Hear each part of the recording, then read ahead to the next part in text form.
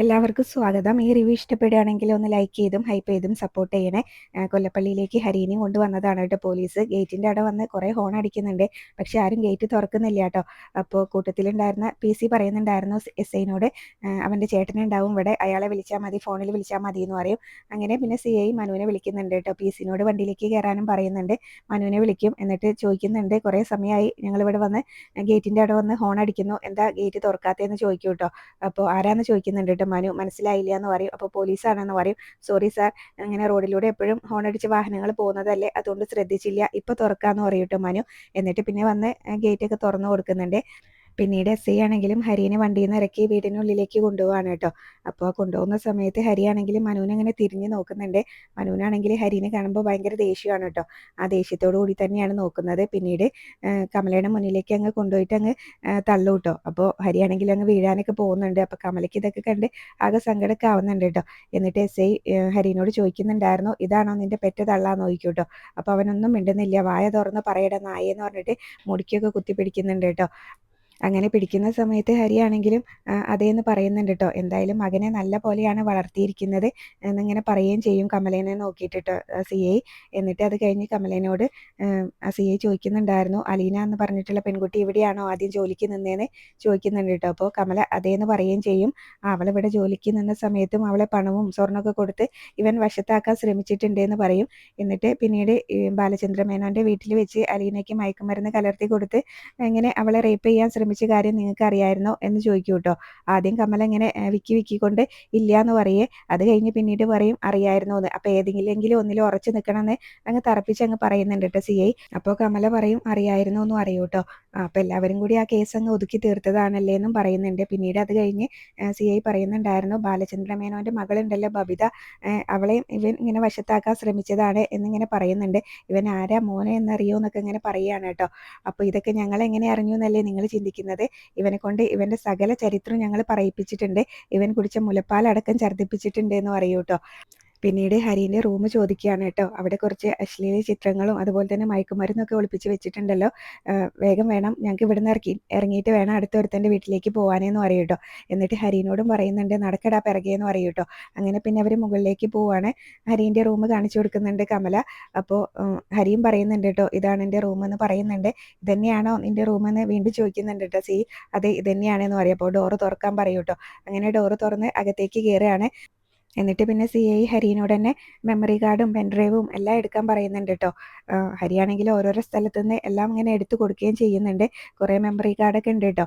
അതെല്ലാം എടുത്ത് ആ ബെഡിലേക്ക് ഇടുകയും ചെയ്യുന്നുണ്ടായിരുന്നു. CI ആണെങ്കിലും അവൻ്റെ കയ്യിൽ നിന്ന് വാങ്ങിച്ചിട്ട് അവൻ ഓരോരോ സ്ഥലങ്ങൾ ഇങ്ങനെ കാണിച്ചു കൊടുക്കുകയാണ് കേട്ടോ. അപ്പോൾ അതൊക്കെ എടുത്ത് കഴിയുന്ന സമയത്ത് ഹരീനോട് ചോദിക്കുന്നുണ്ട് മറ്റേ സാധനം എവിടെയാന്ന് കേട്ടോ. അപ്പോൾ എൻ്റെ അടുത്തില്ലേ സാറേ എന്ന് പറയും. അപ്പോൾ നിൻ്റെ അടുത്തില്ലാന്നോ, നീ രണ്ടുപേർക്ക് കൊടുത്തിട്ടുണ്ടല്ലോ, എടുക്കടാന്ന് പറഞ്ഞിട്ട് ഒരു അടി അങ്ങ് കൊടുക്കും കേട്ടോ. അതും എടുത്തു കൊടുക്കുന്നുണ്ട് കേട്ടോ. അപ്പോൾ ഇതാണല്ലേ നിൻ്റെ മയക്കുമരുന്ന് എന്ന് ചോദിക്കുകയും ചെയ്യുന്നുണ്ടായിരുന്നു CI ആണെങ്കിലും. എന്നിട്ട് PCയുടെ കയ്യിലേക്ക് അതങ്ങ് കൊടുക്കും കേട്ടോ. ഇത് ഇങ്ങനെ കളയാതെ സൂക്ഷിച്ച് വെച്ചോണം, ഇത് തൊണ്ടി മുതലാണ് എന്ന് പറയുകയും ചെയ്യുന്നുണ്ട് കേട്ടോ. പിന്നീട് CI PCനോട് പറയുന്നുണ്ടായിരുന്നു ഇവൻ്റെ ഡ്രസ്സ് വെക്കുന്ന അലമാരയൊക്കെ കൂടെ ഒന്ന് സെർച്ച് ചെയ്തേക്കെന്ന് പറയുന്നുണ്ട് കേട്ടോ. അത് കഴിഞ്ഞ് ഹരീനോട് ചോദിക്കുന്നുണ്ട് ഇനി വേറെ എന്തെങ്കിലും ഉണ്ടോ, കഞ്ചാവോ MDMA ഹാഷിഷോ അങ്ങനെ എന്തെങ്കിലും ഉണ്ടോ എന്ന് ചോദിക്കുന്നുണ്ട് കേട്ടോ. അപ്പോൾ ഇല്ലയെന്ന് ഹരി പറയും. നീ കോളേജിൽ പഠിക്കുന്ന കുട്ടിയല്ലേ, നീ പഠിക്കുന്ന വിദ്യയൊക്കെ നല്ലതാണല്ലോ എന്നിങ്ങനെ പറയേ.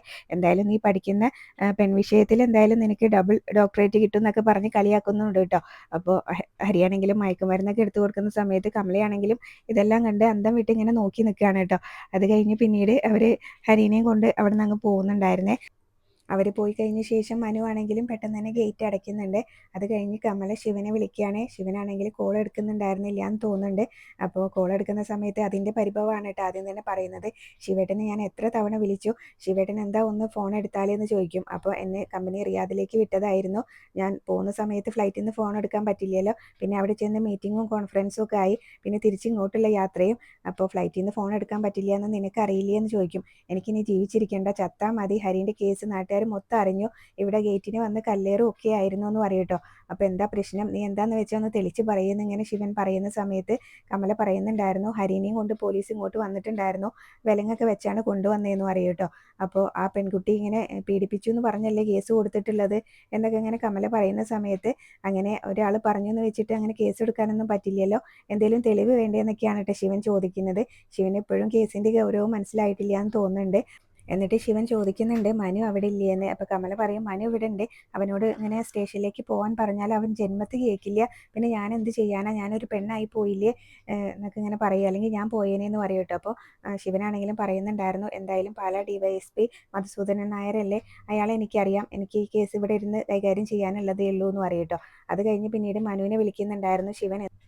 എന്നിട്ട് മനുവിനോട് ചോദിക്കുന്നുണ്ടായിരുന്നു ശിവൻ, നീ എന്താ ഹരിക്ക് വേണ്ടി സ്റ്റേഷനിലൊന്നും പോവാത്തേന്ന് കേട്ടോ. അപ്പം അച്ഛനെ എന്തറിഞ്ഞിട്ട് ഈ ചോദിക്കുന്നതെന്ന് പറയുമ്പോൾ ഒരാളെങ്ങനെ വെറുതെ അറസ്റ്റ് ചെയ്ത് കൊണ്ടുപോകാൻ പറ്റില്ലല്ലോ, തെളിവൊന്നും വേണ്ടെന്നൊക്കെയാണ് കേട്ടോ.